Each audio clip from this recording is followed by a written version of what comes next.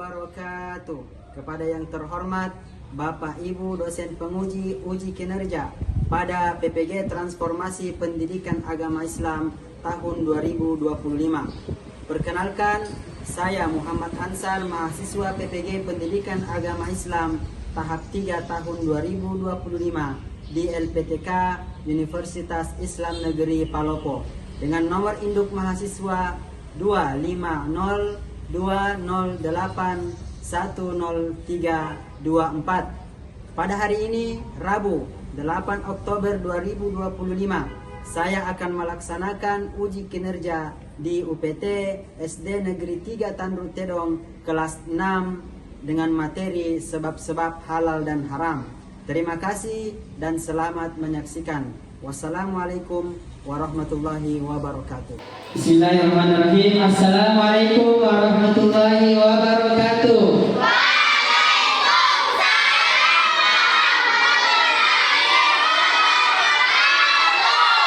Oke, saya mau tanya, bagaimana kabar kalian hari ini?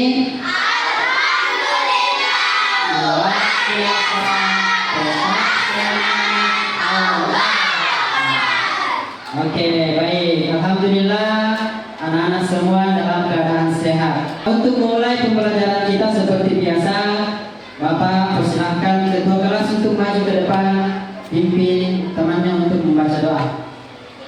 Kemudian dilanjut dengan membaca surah Al-Ikhlas. Ya. Semuanya fokus ya.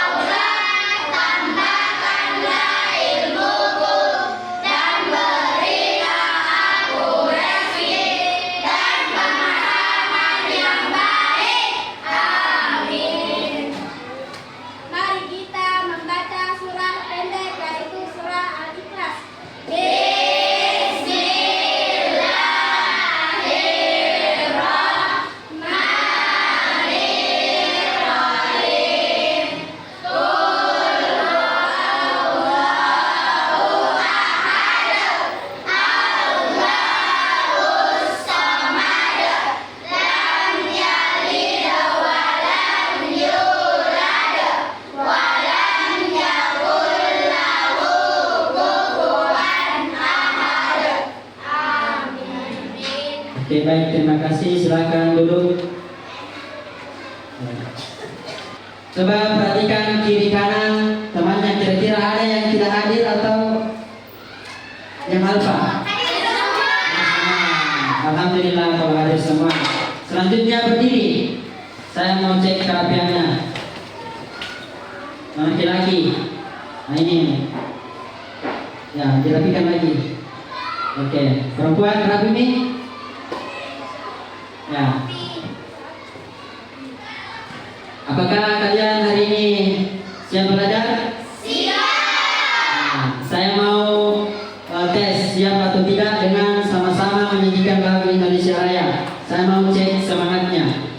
Indonesia tanah airku, tanah tumpah darahku.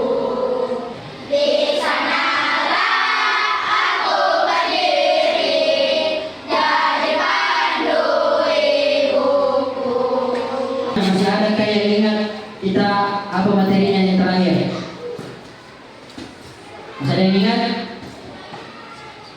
Apa itu? Dasar-dasar hukum halal dan dasar hukum halal dan haram. Jadi saya ingatkan kembali ya, kita merefresh, mengulang kembali sedikit. Jadi dasar-dasar atau dasar hukum halal dan haram itu ada 3. Yang pertama apa? Al-Quran. Yang kedua hadis. Dan yang terakhir, yang ketiga adalah ijtihad atau atau pendapat para ulama. Adapun tujuan yang ingin kita capai pada pembelajaran kali ini adalah kita semua bisa menjelaskan sebab-sebab halal dan untuk mencapai itu ada beberapa kriteria yang harus kita penuhi. Yang pertama, peserta didik dapat menyebutkan minimal 3 sebab suatu bisa menjadi halal atau haram. Sebelum kita masuk ke pembelajaran, saya mau tes dulu pengetahuan awalnya tentang materi kita. Yang pertama, mengapa Allah menyuruh kita memilih makanan yang halal? Ada yang bisa jawab? Nah, kenapa Allah suruh kita pilih makanan yang halal? Ada yang bisa jawab? Mengapa Allah menyuruh kita memilih makanan yang halal? Karena di kehidupan kita ini ada 2 jenis, ada yang halal dan ada yang coba, apa perbedaan antara halal dan haram? Kalau halal itu berarti apa? Dibolehkan, ya betul. Kalau yang haram itu, kalau kita memakan yang haram dapat dosa atau pahala? Itu poinnya. Kemudian pertanyaan selanjutnya, bagaimana kalau ada barang yang halal? Contoh, uangnya mamanya kan itu halal. Tetapi kita mendapatkan dengan cara mencuri. Jadi kita ambil itu uang, kemudian kita belanjakan. Apakah itu boleh atau tidak? Tidak. Haram atau halal? Haram, betul. Pertanyaan terakhir sebelum kita masuk ke materi. Apa akibatnya kalau seseorang sering mengkonsumsi makanan yang haram? Kira-kira apa yang mendapat kalau berdosa? Apa lagi? Doanya tidak diterima. Jadi betul, ya, doanya tidak diterima kalau selalu konsumsi makanan yang haram. Sebelum kita mulai, kita tanamkan dulu dalam diri kita bahwa semua yang kita pelajari ini kita harus terapkan dalam kehidupan sehari-hari. Jadi kita tidak belajar saja, tapi kita sebisa mungkin untuk menerapkan materi itu.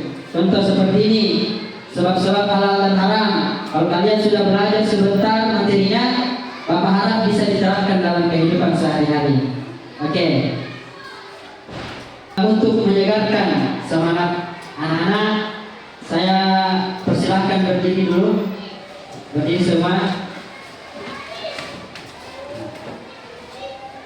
Kita akan melakukan ice breaking. Jadi semuanya kompaknya, semuanya bergerak. Ikuti yang di sini. Semuanya bergerak. Let's go. Ya, mancing.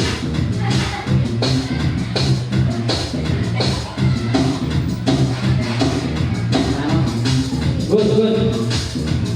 Ya, lagi. Tarik ke bawah.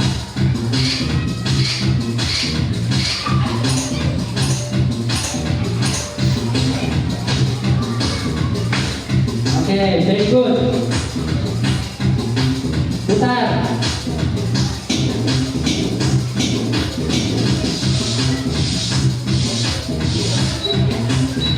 Nah, langsung. Excellent. Lagi. 2 tangan.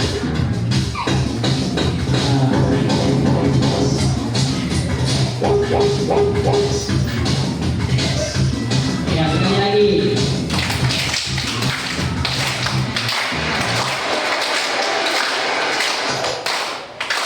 Oke, duduk. Silakan duduk. Sebab-sebab halal dan haram itu ada 3 poin penting yang harus anak-anak sekalian ketahui.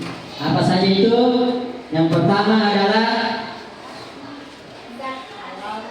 halal dan haram berdasarkan zatnya. Ya. Halal dan haram berdasarkan berdasarkan zatnya. Apa itu? Nanti kita akan ketahui. Kemudian yang kedua adalah halal dan haram dari sifat asal. Ya. Yang satu zat asal, yang kedua sifat asal. Kemudian yang ketiga halal dan haram dari proses pengerjaan atau sebabnya. Dilihat dari sebabnya itu menjadi halal atau halal. Oke, kita pahami satu persatu. Yang pertama itu tadi apa? Halal dan haram dari segi zat asal. Nah ini halal dan haram yang dilihat dari benda atau asalnya itu sendiri. Apakah benda itu memang sudah halal atau haram? Sebagai contoh, ya supaya lebih paham lagi, contoh zat yang halal. Yang pertama ada daging, ayam, ikan. Nah, karena memang boleh dimakan. Kemudian apa yang haram? Yang haram itu yang pertama daging, darah. Karena dari asalnya sudah dilarang oleh Allah Subhanahu wa Ta'ala. Oke. Nah, anak-anak sekalian, kesimpulannya untuk poin yang pertama ini adalah bahwa kalau dari asalnya sudah haram, contohnya yang ini, daging babi, anjing, darah dan sebagainya, kalau dari asalnya sudah haram, maka walaupun diolah dengan cara apapun, dimasak dengan masakan terbaik, tetap haram. Karena dia merujuk pada asalnya itu haram, tidak boleh. Nah, lanjut yang kedua, dari segi halal dan haram dari sifat asalnya. Nah ini yang kedua berbeda dengan yang pertama tadi. Halal atau haramnya itu tergantung pada sifat atau cara penggunaannya. Kalau tadi benda, ini sifatnya. Sesuatu bisa menjadi haram karena berlebihan atau disalahgunakan.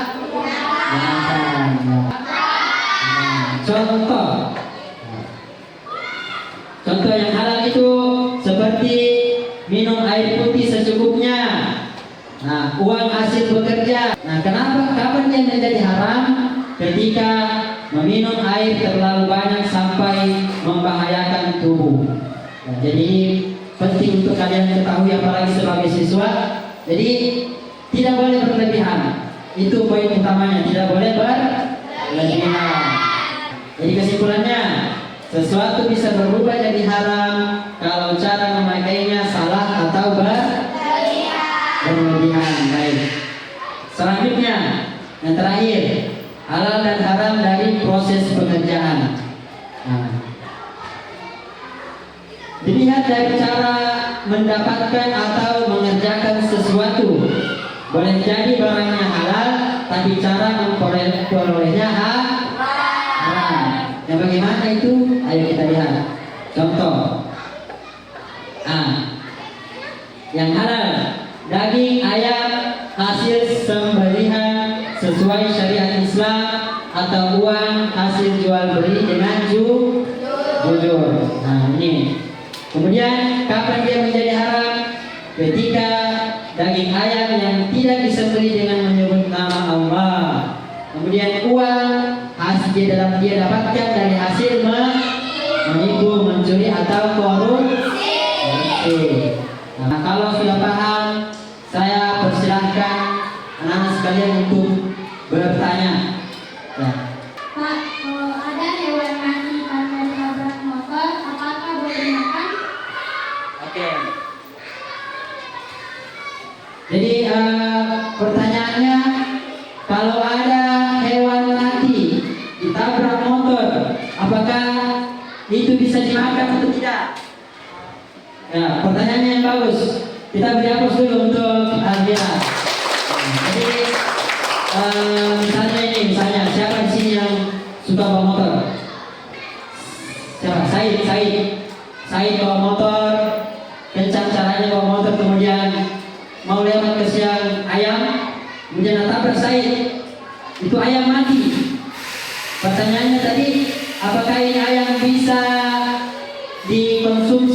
tidak? Bisa dimakan atau tidak?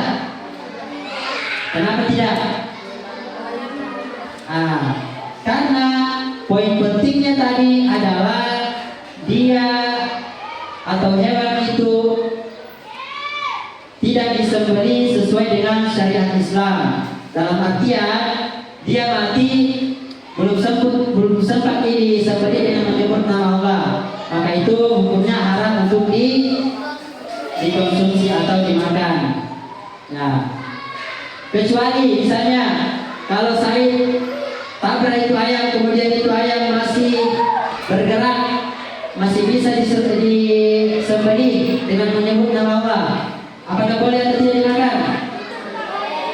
Boleh atau tidak? Nah, boleh, karena poinnya adalah disembelih dengan menyebut nama Allah Subhanahu wa Ta'ala. Oke, bagus pertanyaannya. Selanjutnya kelompok 2. Ini laki-laki semua, ayo harus ada bertanya. Siapa? Faiz. Makan. Pak, jika ada yang mencuri tapi hasil curiannya disumbangkan ke panti asuhan, apakah halal atau haram?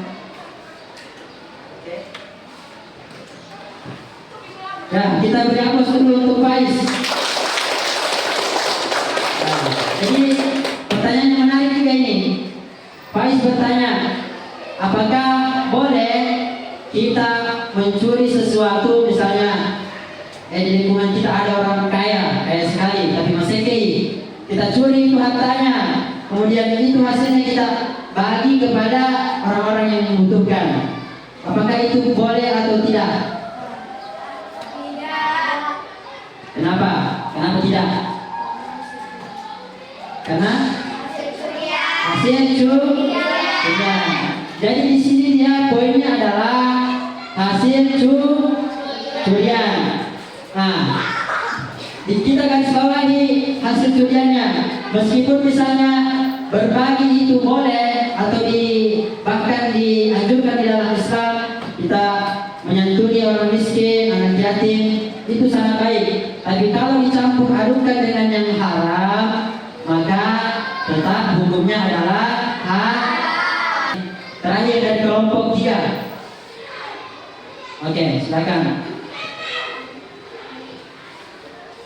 Ada temanku pernah makan bakso tapi terbuat dari daging babi. Sudah makan dan tahu yang daging babi dari mana? Oke. Nah, ini tidak kalah menarik pertanyaannya ya. Jadi pertanyaannya dari kelompok 3 tadi bahwa ada temannya Bede pernah makan bakso, kemudian dia tidak tahu bahwa bakso tersebut mengandung babi atau terbuat dari daging babi.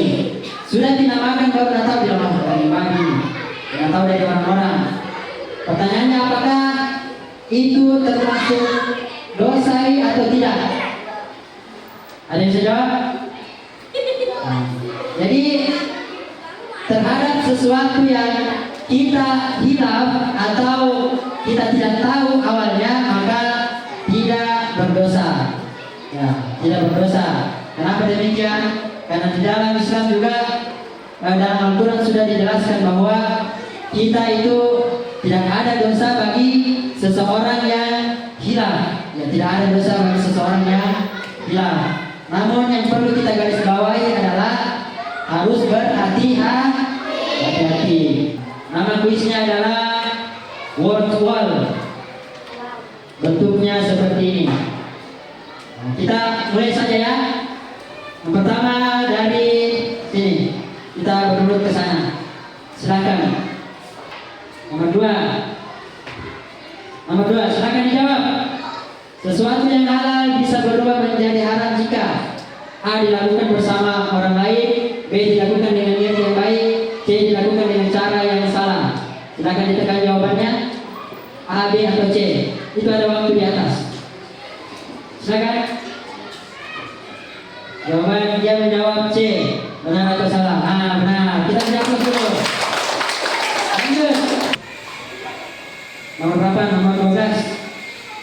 Silakan dijawab.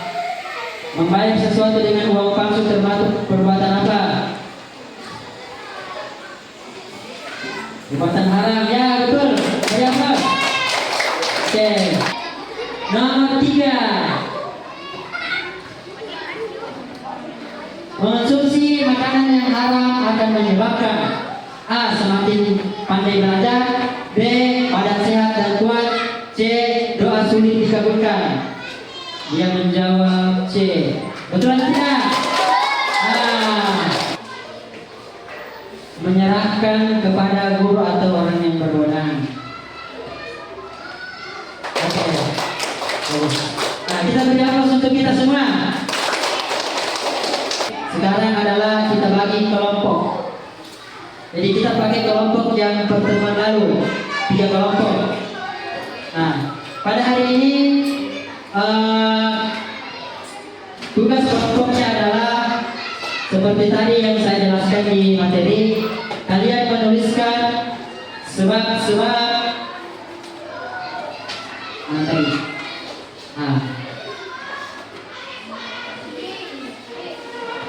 sebab-sebab halal dan haram itu ada 3 jenis. Ya, ada 1 karena zatnya, zat asalnya, karena yang kedua karena sifat asalnya, dan yang ketiga karena prosesnya.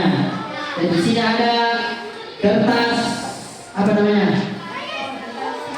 Kertas manila, ada 3 kertas manila. Selanjutnya adalah kalian menuliskan jawabannya di kertas apa? Origami, masing-masing dapat berbeda warna. Nah, saya sudah simpan di mejanya masing-masing Chromebook. Ini sebagai jalan kalian untuk memanfaatkan dan mencari referensi di situ. Ada yang tugasnya menulis, ada yang cari referensi, ada yang kemudian menempel.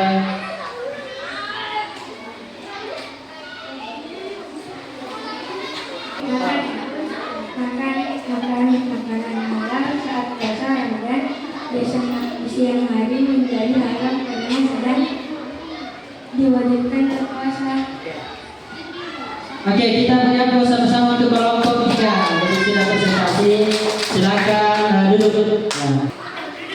Nah, jadi yang kita dapat dari diskusi ini adalah yang pertama, kalian menggunakan teknologi untuk membantu dan memanfaatkan teknologi untuk mencari referensi. Nah, teknologi kita manfaatkan. Kemudian yang kedua, kalian lebih tahu tentang 3 jenis. Ada halal dan haram berdasarkan sifatnya, halal dan haram berdasarkan zatnya, dan halal haram berdasarkan prosesnya. Ada juga contoh-contohnya tadi. Nah, yang penting kalian sudah paham itu, karena tujuan kita adalah untuk bagaimana mengetahui dan bisa menjelaskan sebab-sebab halal dan haram. Oke, kita cukupkan diskusi kita. Kita beri aplaus untuk semuanya. Di sini ada kertasnya Bapak. Masing-masing kelompok dapat. Kelompok 1, kertas yang kosongnya di belakang. Nah, ini namanya game estafet gambar estafet. Jadi semuanya menggambar.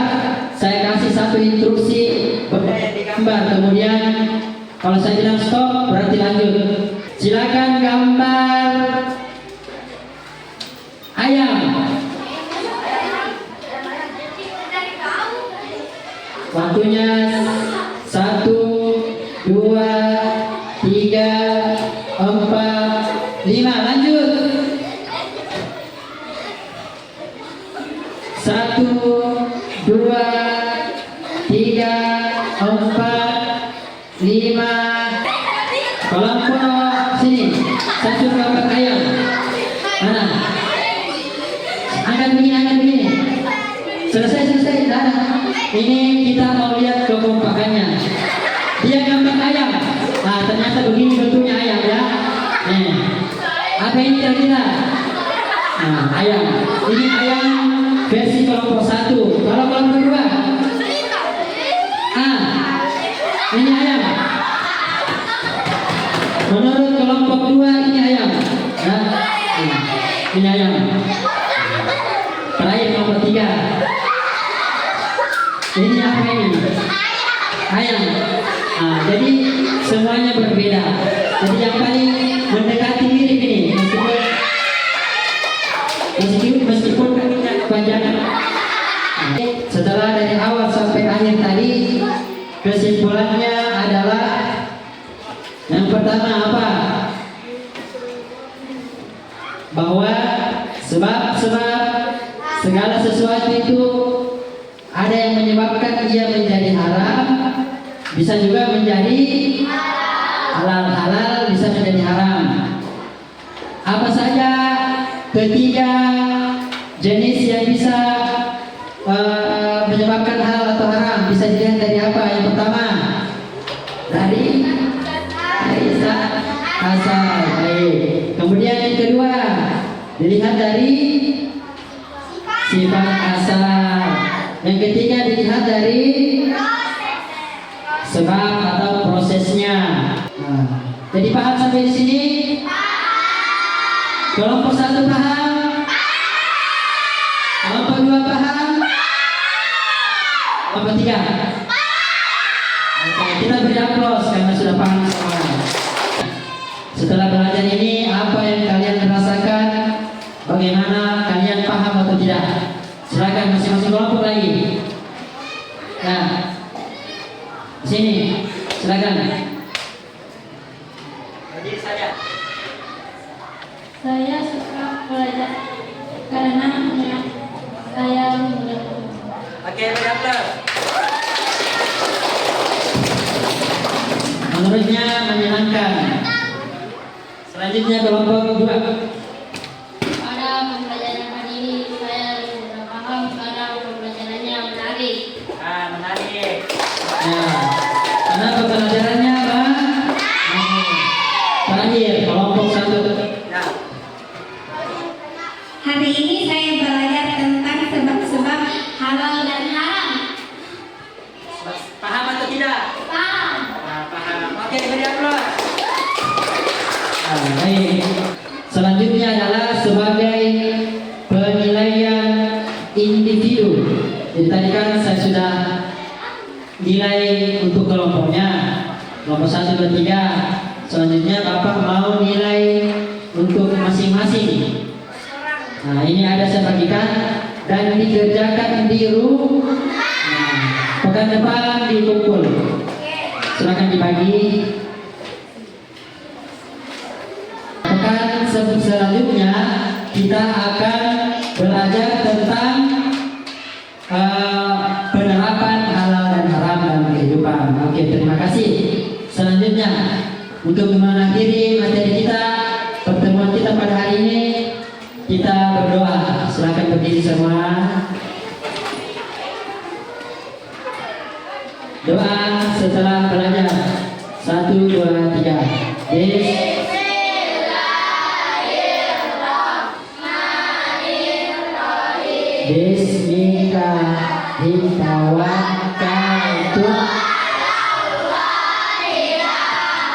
La quwwata illa billahil aliyyil azim. Amin. Saya akhiri dengan assalamualaikum warahmatullahi wabarakatuh.